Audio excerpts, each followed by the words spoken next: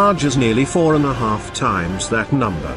Then you have the USAF's almost comical lust for yet another superfighter. The notional 6th generation fighter project dubbed the FX program, even though they cannot afford the one they have already developed.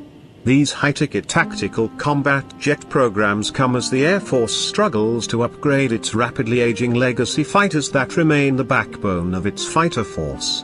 The F-16 in particular is in need of substantial investment and recapitalization as its life cycle has greatly extended due to incessant delays in the F-35 program.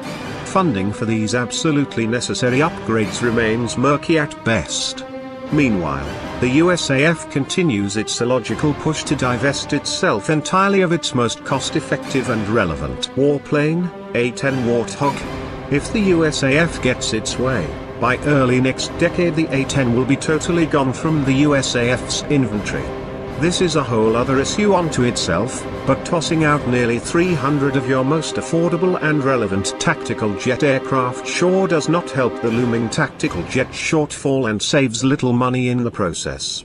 The fact is the Air Force cannot have it all and then some, such as a new stealth bomber. They have to prioritize and come up with a force mix that is not just capable and flexible, but affordable. Such an exercise in rationalization is nothing new. During the Cold War, a time of arguably greater strategic stakes than anything we are experiencing today, the USAF did not pursue an all-gold-plated fighter fleet because they simply could not afford to do so.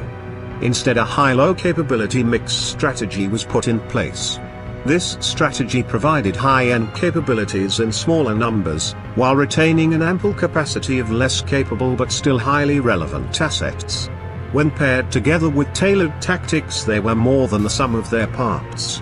In the end, this strategy was good enough to win the Cold War, yet somehow, in an era dominated not primarily by peer state threats but counterinsurgency and counter-terror operations, the USAF has opted to put in place a much more rigid and fiscally unsustainable procurement strategy for its tactical aircraft fleet.